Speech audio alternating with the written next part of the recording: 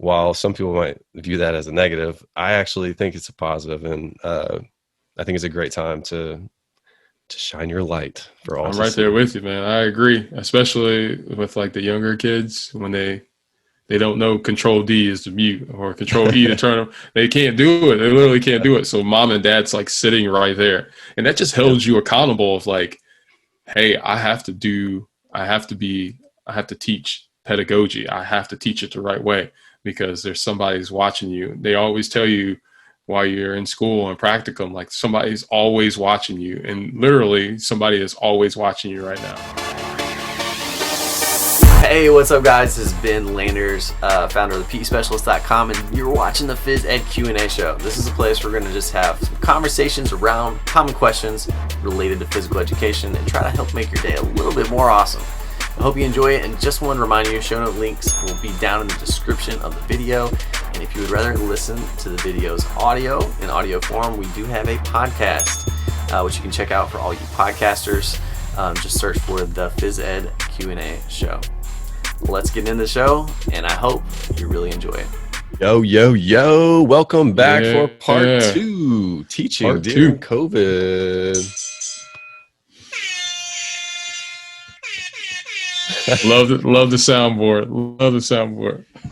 We will be talking about the sound effects app in just a little bit for your virtual classes. I love it. It is a great addition. So if you guys didn't catch part 1, that's where we kind of talk about mindset, scheduling, and all that stuff. We'll also include that on our show notes page. Just a quick recap. Me and Marcus are going into week 4 of our virtual teaching. And actually, dude, now that I'm starting to get my mojo with virtual, like, we're going to be done with it. We're going to be going back to face-to-face before you know it. By October 19th, we'll be done by it. Yeah, we'll still do one day of asynchronous Distance. virtual, but we won't be doing lives anymore. Yeah. So let's just talk about, before you get into like the specific activities. So we'll start with virtual, and hopefully we'll have time to hit the classroom stuff, face to face. Yeah. We'll start with some virtual ideas, and we'll talk about some face to face stuff, and hopefully you guys will have some good ideas. A lot of the virtual stuff is also great if you're going to be in a classroom too. You can do almost anything that we talk about for this virtual section also if you're stuck in a classroom with kids. So these will be good ideas from people that are in a classroom too. Mm-hmm. Let's talk about what is your favorite thing about virtual instruction? Favorite thing about virtual instruction? That's a really good question. I would say my favorite thing about virtual instruction is which seems really weird, it's just the communication you can have with students. And it sounds weird because we're both on the computer and we're not face to face, so you don't really get that body language, nonverbal communication with that. But if you've listened to us before, our students come to the gym, and then at my school, I have to take them back to their classroom. So that's a good 5 to 10 minutes of transition time where I'm trying to get them from point A to point B, or point B back to point A. Well, in the virtual setting, I log in at the time when the session starts, and I stay the whole 50 minutes. So I don't have any transition time on there. So that's built-in time that I can communicate and talk with students, and to build a rapport with them, to ask them how their days are going, or have some of those different conversations that I might not have time for face to face. I know it sounds kind of weird, but I do enjoy that aspect of it. And then also in my situation, I am in a virtual setting all day long. So I can get a groove. I can figure out what works, what doesn't work. I don't have to bounce back and forth. And that's just my unique situation. I can get in a groove, and I can build on it from one day to the next because I'm seeing the same kids. So I have a part 1 lesson, and then I review, preview, all that kind of stuff for day 2. And I jump right into day 2 without having any kind of breaks into it. So I can build that continuity. But my favorite thing is just having that, not have to worry about that transition time, and being able to talk and communicate with students. I'm going to ask you your least favorite in a minute, so you can be thinking about that. Okay. So I would say my favorite thing about virtual is I like you guys heard me doing the sound effects. Like, I like having like the Coach Landers show. You know, like I go into it trying to replicate that energy that I have in the gym, which is almost impossible to replicate online. Like you're not going to have the same energy that you can replicate in the gym in your own environment where you control everything. Correct. But I've kind of enjoyed like the challenge of trying to make kids laugh online and cutting up and not really having too many management. I mean, like, yes, there's technical problems, like my cameras freeze and kids don't do the right thing, or they turn their camera off, or they shoot their dog with a Nerf gun instead of doing the daily warm-up activity. But like, if they're doing that, I can just keep teaching, you know, like it's not as distracting as it would be as if a kid is in your classroom and you have to stop teaching and handle the behavior. And it ruins your whole lesson. You can just keep rolling with it. Keep going. Yeah. One frustrating thing is, or no, we're not on frustrating. We're on positive. Sorry. I got to say my frustrations. Positive. So my one silver lining that I've found is that, like my whole career, and I shared this on Instagram a couple weeks ago, so some of you guys might have heard me talk about this, is like I had a parent email in to our principal and say, hey, just wanted to let you guys know, like, I'm very impressed with PE online. Like, I didn't know how you guys were going to pull it off, but like my kid was really engaged. They were doing jumping jacks in the kitchen and like they had a blast and they had a really good time. And like my whole career, I've been trying to get my content and the things I'm trying to do to parents. Correct. And I'm like blasting everything on social. You guys see all the stuff I share with our school, and I'm like sending it to our administration so they can share it on our school social media. And the person that does the newsletter, I'm like, hey, can you add this link into the newsletter for parents to check out? And now like we're getting piped into so many different homes, and a lot of those parents are just peeking over the shoulder, just watching what you're doing. Some of my even joined in on the workout. And I love that, man. Like when the little kid siblings jump up and join in, and I'm like, oh, we got a special guest today. So I've really enjoyed that aspect of it. Like there's some cool things about being able to pipe yourself into kids' homes and like get to be exposed to more families. And even the classroom teachers, like our specific, I don't know if you guys are doing the same thing, Marcus, but like we don't even have like teacher rights when we join a Google Meet. We literally join as a kid. Like, we're literally kids teaching kids. I joined as a kid. I can't mute anybody. I can't turn anybody's camera off. The classroom teacher just puts their camera on off and mutes themselves. And then they're in their classroom while the class is going live on the computer. So they're watching the classroom too. So like everybody's getting to see what I'm doing. And exactly. While some people might view that as a negative, I actually think it's a positive. And I think it's a great time to shine your light for all. I'm right there with you, man. I agree. Especially with like the younger kids when they don't know Control D is to mute or Control E to turn them. They can't do it. They literally can't do it. So mom and dad's like sitting right there. And that just holds you accountable of like, hey, I have to teach pedagogy. I have to teach it the right way because there's somebody's watching you. They always tell you while you're in school and practicum, like somebody's always watching you. And literally somebody is always watching you right now. And I think it's great. I agree with you. I mean, we've had positive comments on there. I've had parents jump in afterwards like, Coach Downs, this was awesome. And I was like, I didn't even know you were sitting there. And they're like exercising and moving right there with them. That's great, man. Like, this is great. But I'm right there with you, man. It's as far as that aspect goes, it's great being able to advocate for your program and driving home that central point that I always try to talk to kids about. It's like finding an activity and some things that you're confident in that you can do at home, because you're literally doing it at home right now. Yep. So like you're practicing what we're preaching. You're doing it at home. You're exercising. You're moving. It's great. Yeah, for sure. I'm going to miss it. And some teachers might not miss it, but I mean, I will miss some aspects of it. Yeah. All right. Now that we have done the positive vibes, let's talk about one thing that's frustrating about virtual, because let's be honest, there's a lot of frustrating things about it. What would you say the thing that stands out to you the most for frustrations? Initially, just at the beginning, was just like, how am I going to fill 50 minutes of activity time? Like, that was my big frustration. But then Yeah, dude, you still there? All right. Okay. We are back, and that's on frustrating things with technology. I just got kicked off the meeting. As it happens to kids every day. Every day. Right. Like we were saying, probably the most frustrating thing is just the lack of control that you have as a teacher. When they're in the gym, you have the control of managing and doing different things like that. But when they're asynchronous, or if there's a live, the students have more control than they actually know that they have. Like, they could literally turn off the camera. They can turn off the microphone and talk whenever they want to, because I don't have control to mute them.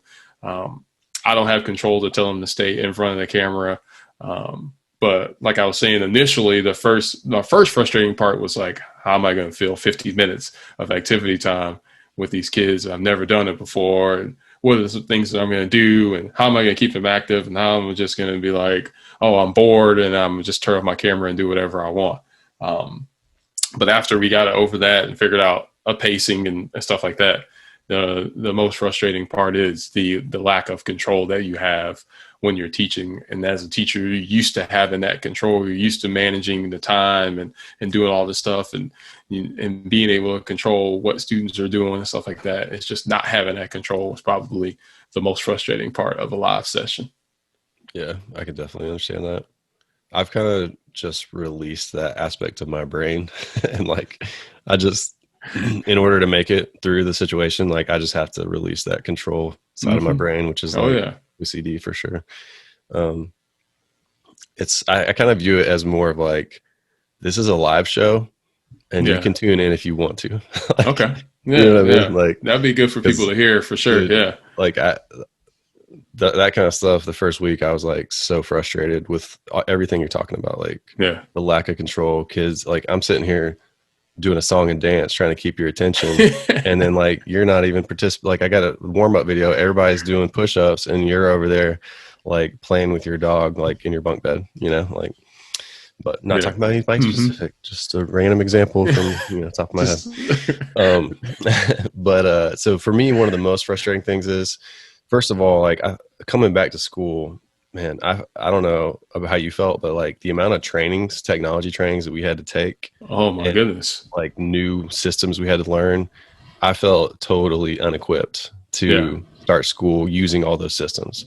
Yeah. So like, we just decided to keep it simple basically.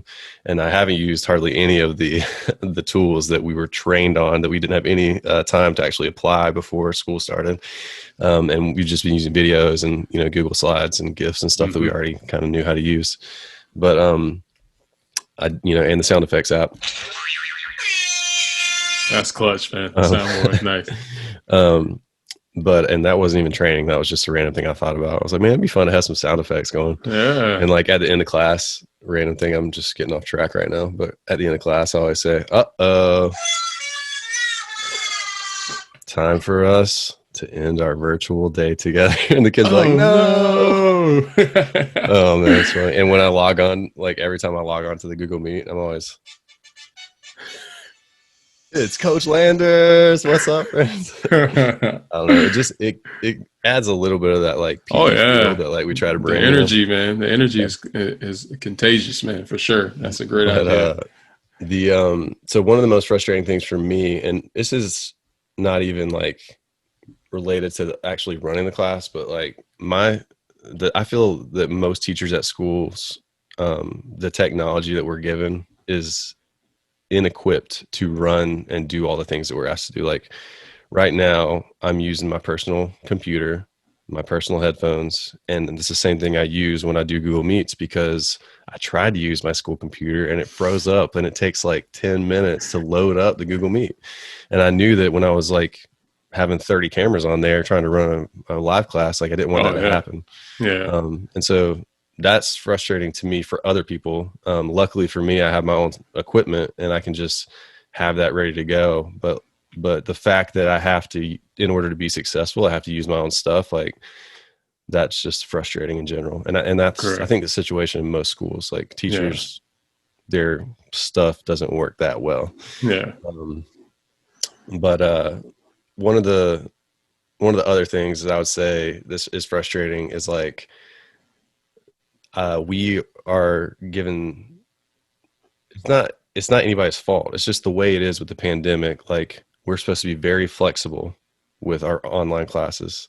Of course, because some kids can't even access, some kids don't have Wi-Fi, their computer shuts off. They're using district computers too. Like, you know, but like, it just makes you feel a little bit like, what's the point? Because you can't hold anybody accountable. Like, if they have their camera off, you got to be flexible. If they don't show up, you got to be flexible, you know? And that was originally frustrating, but then, like I said, I just had to like release that part of my brain and be like, yo, this is just, we going to have fun while we're here. We're going to get activity for anybody that's engaged. And if you miss out, then you miss out.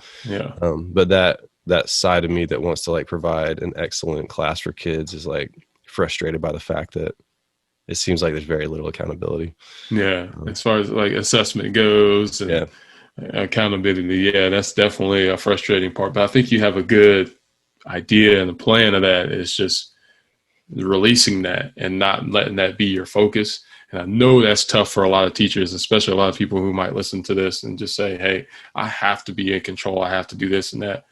Just releasing that. And this is a great time for you to practice that. If that's something that you struggle with, it's just releasing that part of it and just focusing on one or two things, keeping it simple, like Ben said, focusing on one or two things that you can do to help a kid in the situation that they're in, having to learn on the computer. We always just try to find something, one or two things that they can do, but just releasing that control is just something that you're just going to have to deal with in the situation that we're in. 100%. All right. So I know everybody was like, all right, enough of the chit chat. Let's talk about what you guys actually do on your virtual classes. So let's get into it. So I'll kind of give you guys a rundown of my first virtual class, which was honestly heavily inspired by Marcus. He gave me my brain was like frozen. I couldn't not think straight. What are you doing before school? So he really like helped me like be like, okay, we can do this. So that's why it's important to be on social, to get those, connections and to talk to people, to see what other people are doing, because it helps you realize you're not alone. Everybody's kind of in that same boat. So first thing I wanted to do was just connect with the kids. Like, normally when they're in school, we try to do like, this is my family, this is some things I do over the summer. And since we were going to be on a computer, I took the privilege of making an even longer video than I normally do. And like, that's one thing I enjoy doing. And so, for you, it might just be like throwing up some pictures of like some summer vacations and talking kids through it, like on a slide. You don't have to do a video. But my goal with it was to let the kids know about me, know about my family, make a connection, realize I'm a human being, and also to make them laugh. So I shared like a lot of funny things that happened to me over the summer, and also wanted to give them examples of adventures and physical activities that I was into, because I like to be able to talk to them afterwards about the reason that we're in PE class is because I'm trying to give you the skills and the confidence and the knowledge to do whatever adventures you want to do. You saw Coach Landers likes to paddleboard and kayak and go on bike rides and go hiking in mountains.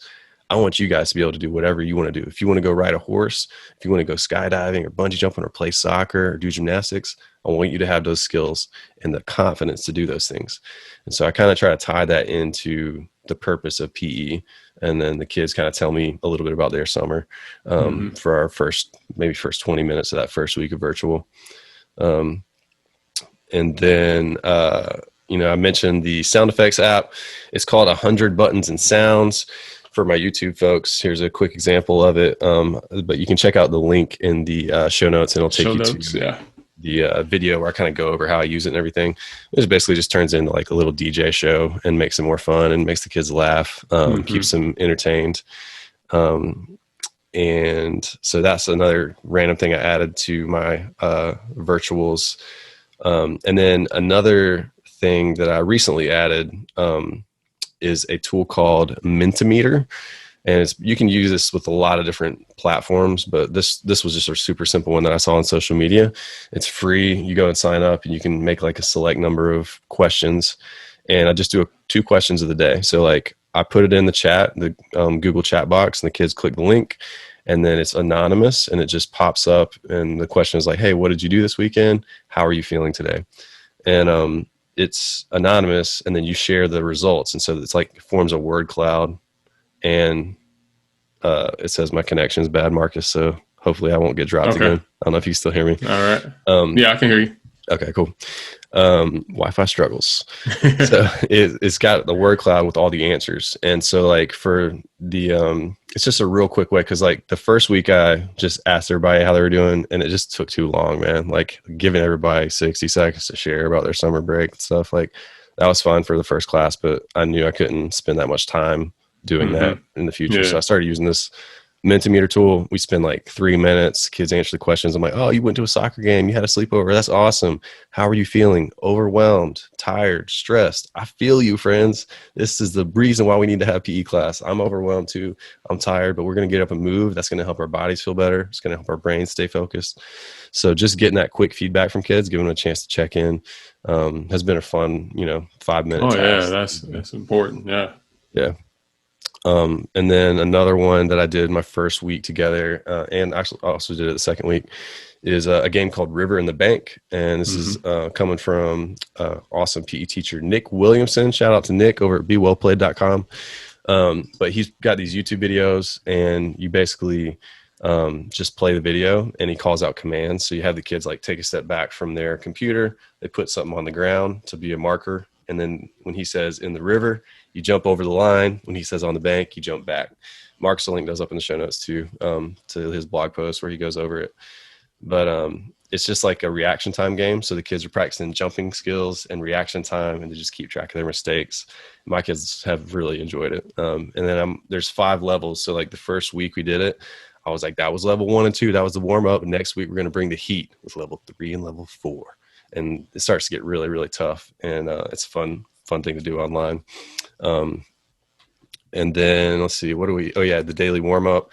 So if you guys have been following, you're familiar with our routine that we have in the gym where we do a quick walk jog at our face-to-face classes. And then I lead the kids in a warm up at their home base, and I have a little warm up poster. And then eventually throughout the year, I let the kids start leading that on their own in my classes. So I made a video that's on the YouTube channel, and it basically is a virtual daily warm-up, and it takes kids through a little virtual daily warm-up. So we've been doing that as well in our virtual classes, and I like talked them through that first week together. And then honestly, by the time we got done with that, the daily warm-up, like we did like the meet the teacher thing, the question, and then the river in the bank. And then when we got to the daily warm-up, I had like 5 minutes left, and we talked about our daily self-assessment. And we have 50-minute classes. If we hadn't said that, I can't remember if we said it already. And so for the daily self-assessment, in the past, we'd always have kids hitting the wall to assess where they're at on that day of PE. And so for our virtual classes, I just have them do a 1, a 2, 3, or 4. For our daily self-assessment, we have 4 different categories. And so I just tell them, close your eyes, give them some time to reflect, and then show me where you're at. Did you participate in all the activities, or did you shoot your dog with the Nerf gun during the activity? So, a 2 would mean that they almost followed the expectations, and a 3 would mean that they followed all the expectations. A 4 would mean they completed the WOW challenge, which is like an extra challenge. So like for that first week, I told them if they did the whole daily warm up and they got river in the bank with less than 2 or less mistakes, then that was our WOW challenge of the day.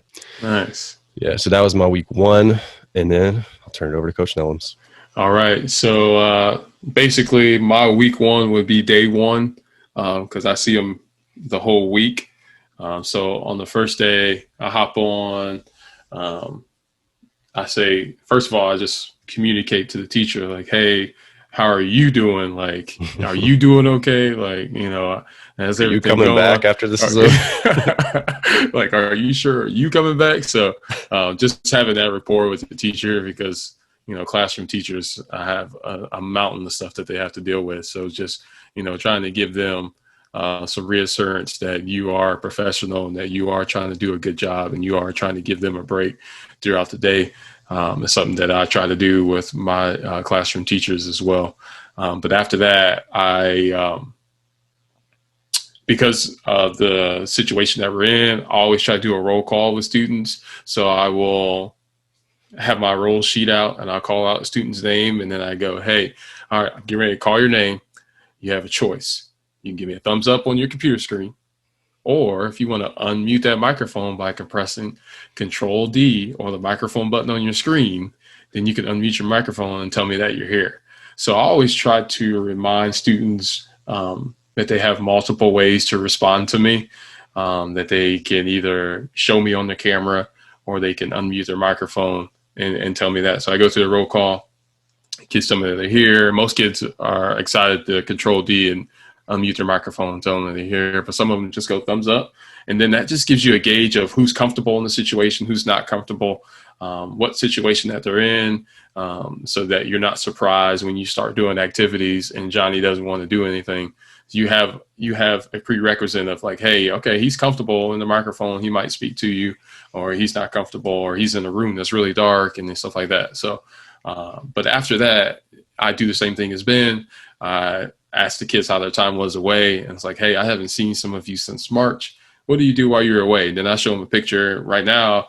I just show them a picture of my son, Indy, about us on the beach and us hanging out at the gym, just places that we go to move and exercise and stuff like that. So Ben does a video, which he's really good at, but you can just keep it simple. And I just have 3 pictures up on the slide, and I just explain the slide to the kids. And then I give the kids a chance to tell me how their was. And then that also gives me a gauge of who's comfortable talking and stuff like that. And then before I let the kids talk, I'll always remind them like, hey, make sure your camera is on. And then, okay, I see that Johnny wants to say something. Johnny, you can unmute your microphone and then tell me how your summer was. And then after he gets finished, I always go, hey, Johnny, nice. Thank you for sharing. Please mute your microphone. We're going to go to somebody else. So I just try to give them those commands before and after, because sometimes they forget, and then you don't want any background noise or something like that. So that's just something I try to do that. And then we go through our PBIS, Positive Behavior Intervention System, goals that we try to do for each class. So we go through those really quickly. And I explain to them like, hey, if you participate in all the activities, if you show self-control, you do all those things like that. And then I'll give your class, once your teacher jumps back on, I'll give your class that compliment. And they try to earn as many compliments as they can, using positive behavior to reinforce some of the things that we're trying to teach them. So we go over that first. And then we do a stationary walking and jogging, just like we do in the gym. But instead of doing it on the black lines and moving, we do it in front of the camera. So I will demonstrate for them first. So I remind them like, hey, I'm getting ready to demonstrate. You don't practice yet. You're going to practice here in just a second. Watch first. And then so I demonstrate that. We do that. I have an interval timer, and I'll link that up in the show notes. 30 seconds of walking followed by 30 seconds of jogging. After we finish that, I always have them come and sit back, and I'm like, hey, if you need a break throughout the day, that's something simple that you can do to move and exercise. Just a little bit of walking and jogging, get your brains flowing, you back in it. And then we go over the PE rules, and our rules are really simple as far as like not interrupting others, using good sportsmanship, have fun and do your best. Have fun in class, just do the best that you can, and then be ready for class. So make sure your camera's on, microphone is muted, and make sure you have just a little bit of space where you can move and exercise in. And then we finish up with not touching the equipment without permission, because the next day we do a softball activity, and I'll talk about that later on. But so just make sure you're not touching the equipment while the teacher is talking, so that way you can listen and follow directions. And then I always give them, after we go over the rules, I give them the heads up like, hey, if you need to use the restroom or you need a drink of water, feel free to do that anytime you want, but I would prefer that you do it when the music is on and we're doing the activity. But yeah, same here. Same thing here. But like, hey, if you need to go and stuff like that, just go. But yeah, I would prefer, but like we said before, I try to give them a little bit of grace. Like, hey, you might need to go right now. So it is what it is. And then after that, we just do a check for understanding of true, false.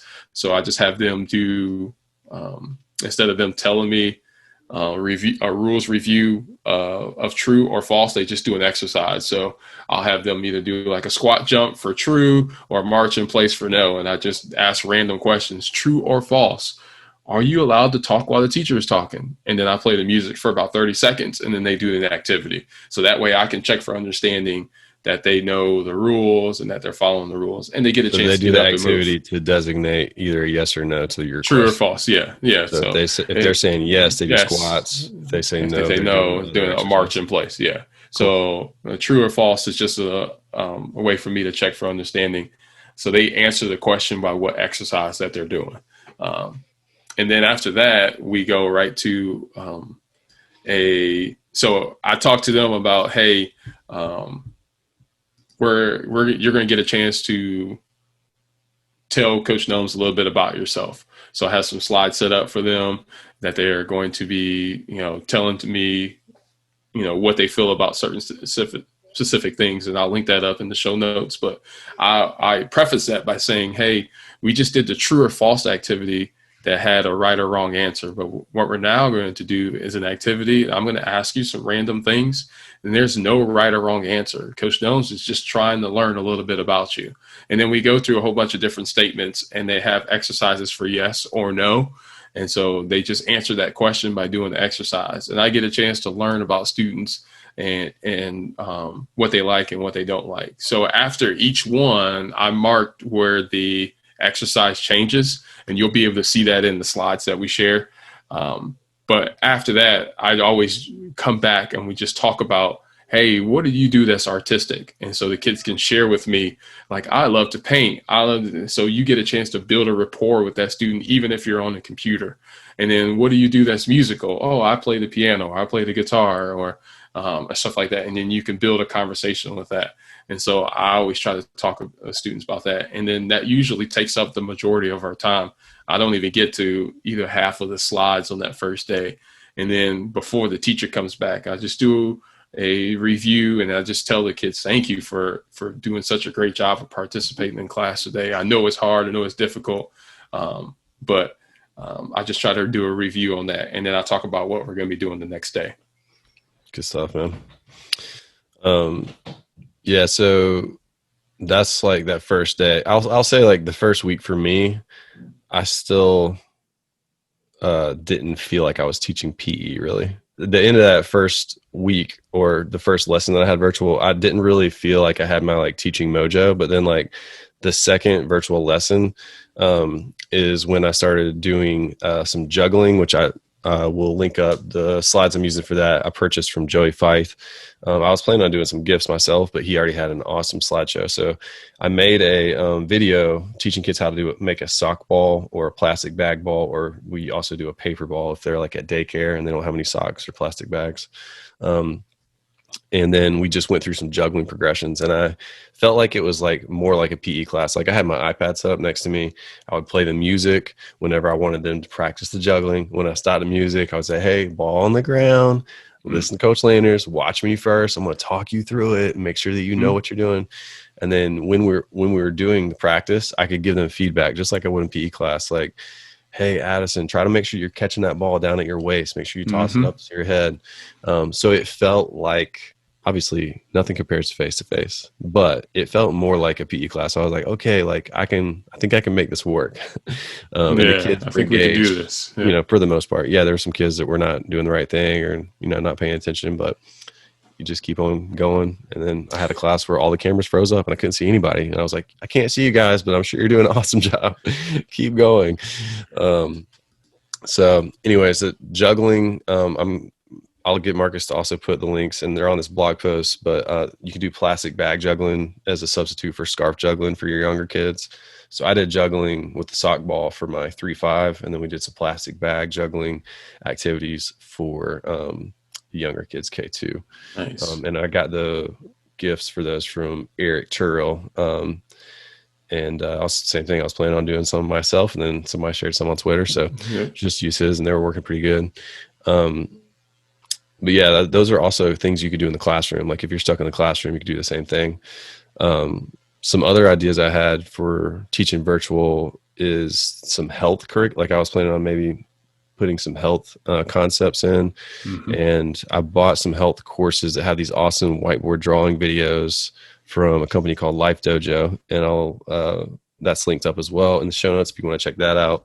But I've taught those and blogged about them before with my 3rd through 5th graders. So they've got a good little structure, and the videos are pretty engaging.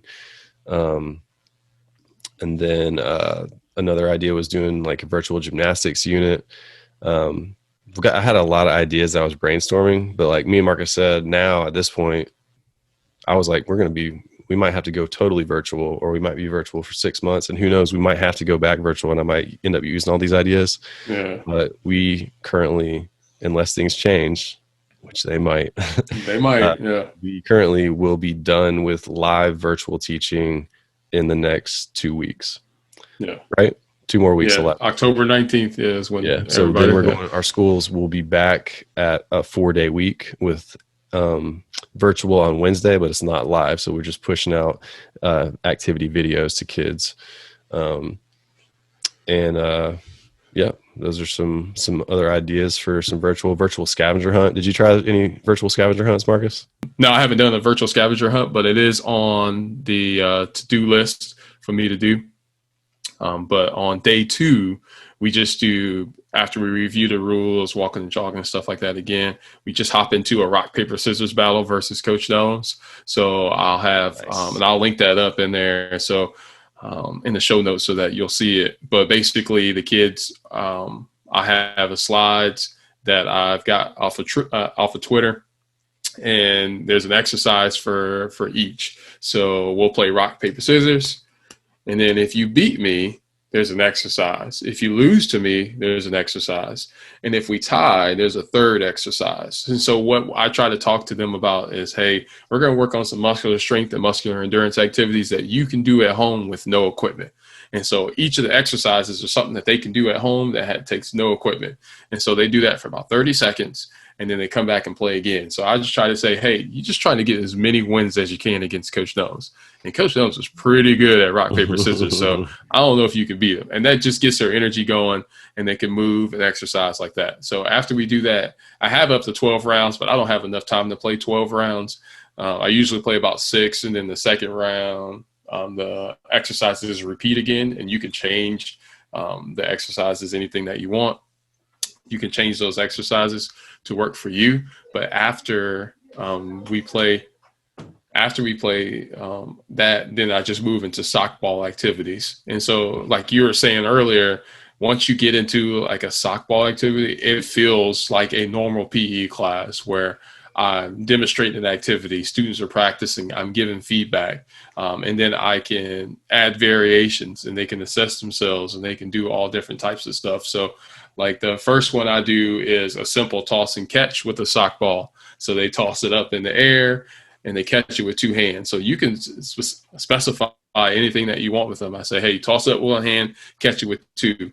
And then I have a timer set up where I'll give you 1 minute to practice, and then I'll give you 30 seconds of a challenge time. And then that's a chance for them to challenge themselves in that. So we'll do 1 hand toss, 2 hand catch, 1 hand toss, 1 hand catch. So it's kind of similar to juggling and stuff like that. And then I'll do a toss clap catch where they just clap 1 time. And then I say, hey, when you get some time later on, you can go outside and try to toss that ball up as high as you can and clap as many times as you can as you catch it. So that's a challenge that they can do later on. And then we talk about striking, hitting it with control. So we hit it with control that way. And then we talk about a wall catch. So they throw it off of the wall, throw the softball off the wall and catch it. And they can strike it off the wall and catch it. So I'm just trying to give them multiple things that they can do. But like we said, it starts to look normal like a PE class once you start to get into a skill and skill progression. And you can start giving kids feedback and discussing with them what they don't like and what they do like. And that's the enjoyable part of it. But after day 2, I talk about what we do on our Wednesday. I show them our virtual gym. And then we talk about what we do in the gym on Thursday and Friday. And Thursday and Friday just looks like a normal week 1 where we come in and discuss the rules, emergency procedures, all that kind of stuff. And then we get into a non-locomotor activity at the end. And then day 2, we just review the rules, do some that, and then I play the rock, paper, scissors game again, but instead of playing against Coach Jones on the computer, they can turn and play against somebody in their class. So they're playing rock, paper, scissors against somebody in their class. They win, they do the exercise.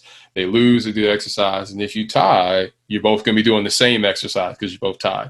And so we'll do that round again. So they get another chance to do some of those muscular endurance, muscular strength activities in their own space, far away from each other.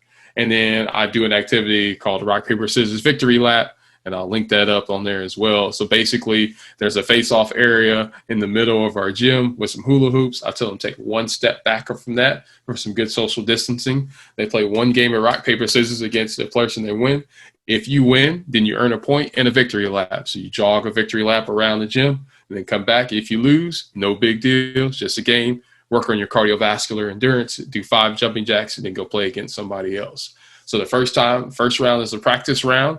And then I stop them, make sure that they stay in socially distanced, make sure that they're following the rules, just do a quick review on that. And then I say, hey, this is a challenge round. If you want to earn that self-assessment that had been talked about earlier, you have to have 5 victory laps or more within the time limit. And so that gives the kids a chance to play rock, paper, scissors, move around the room. We discuss, hey, if you need a break, there's a break against the wall and stuff like that. Go get a drink of water, take yourself a break.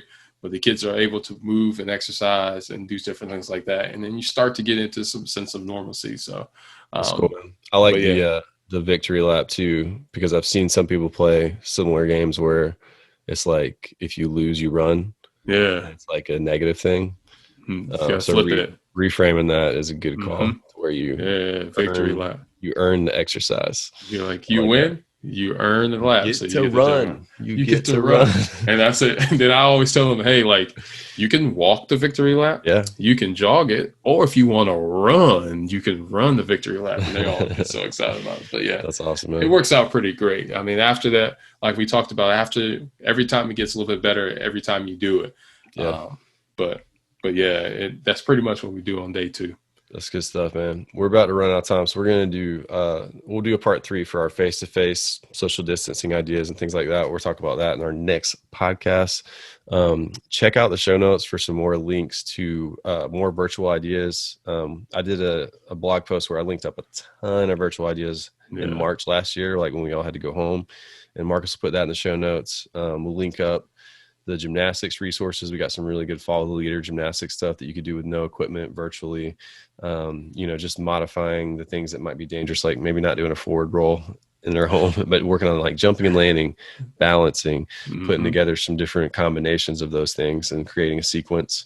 You can check out the this or that lesson that I do. There's an example of me teaching the whole lesson on YouTube, and you could do the exact same thing virtually as well.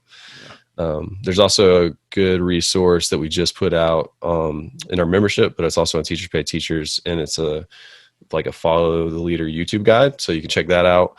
We'll link that up as well. And it's just links to tons of different follow the leader videos that might be good for virtual learning, especially if you're doing asynchronous assignments. So like if you're sitting out a virtual gym, Marcus mentioned he's doing a virtual gym. I'm doing the same thing.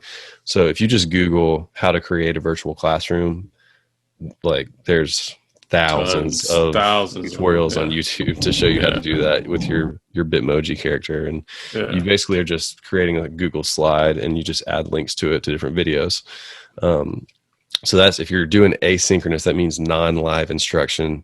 That might be a good place for you to start. And then there's also some links to some of the virtual scavenger hunt ideas and things like that.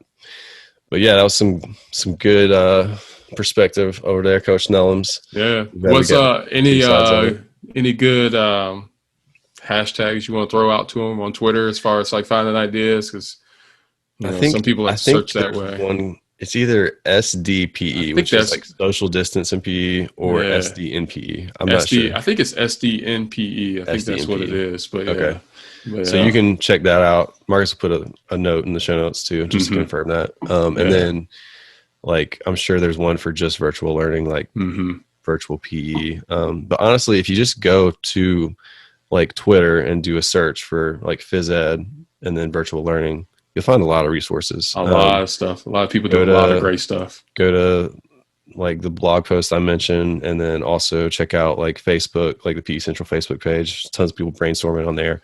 There's lots of ideas rolling around. Everybody's in a different situation. So just trying to find what's going to work for you. I think the big thing for me is like, the reason I was feeling so overwhelmed at the beginning was I was intaking so much information, like from the school district. We had so much training. I was trying to get social media ideas, everything coming in. And it's like, I just needed to keep it super simple and like focus on what I know how to do. And that's like we've been talking about the whole time, building relationships with kids, rock, paper, scissors games, follow the leader stuff, basic exercises, like we're talking about the start of the year here, you know, and just, you know, keeping that. My goal was to try to keep it as much like face-to-face instruction as possible. And it started to feel like that now. And now we're about to not be virtual anymore. So we're going back to face-to-face, which I'm happy about. But it is good to have in your back pocket. If we ever have to go back, you go, all right, well, I've done this before. But like Ben said, try to transition what you do in the gym to the virtual. Try to keep it simple, build on what you're doing.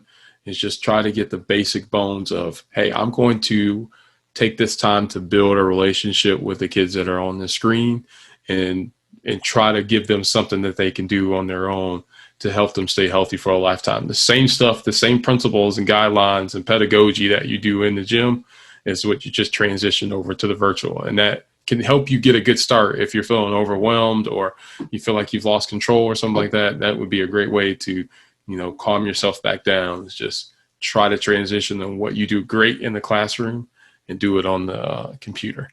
100%, man. And with that said, friends,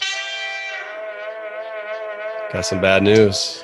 Our podcast has come to a close, but the good news is check back for part 3 of Teaching During COVID. We're going to talk about some face-to-face stuff. Marcus already shared a great activity, but we'll share some more ideas for social distancing, face-to-face ideas, going outside ideas, how we sanitize equipment, all that stuff. So hope you guys have an awesome day. Make sure to check out the show notes page, thepespecialist.com/podcast. And we'll see you back at the in the next episode in part 3. Have a good one, guys. Have fun and teach on. We'll catch you later. Thanks for watching, guys. That's it for this episode of the Phys Ed Q&A show. Hope you enjoyed it. If you did, make sure you hit that like, make sure you hit that subscribe, and don't forget to share with somebody that you think might benefit from the conversation. Just a reminder that we'll have all the show notes linked below in the video description, and if you would rather listen to the audio version, we do have a podcast, which is in iTunes. You can search that on your favorite podcast player app, and be sure to subscribe. Hope you guys have an awesome day. As always, have fun and teach on, and we'll see you next time. What's up, guys? Thanks for watching the video. I wanted to let you know this video is sponsored by the PE Specialist membership community, where teachers have access to great tools like unit plan samples, station signs, trainings, tutorials, and even community forums. If you think the membership might be a good fit for you, you can head over to thepespecialist.com/info for some more information. Hope you guys have an awesome day.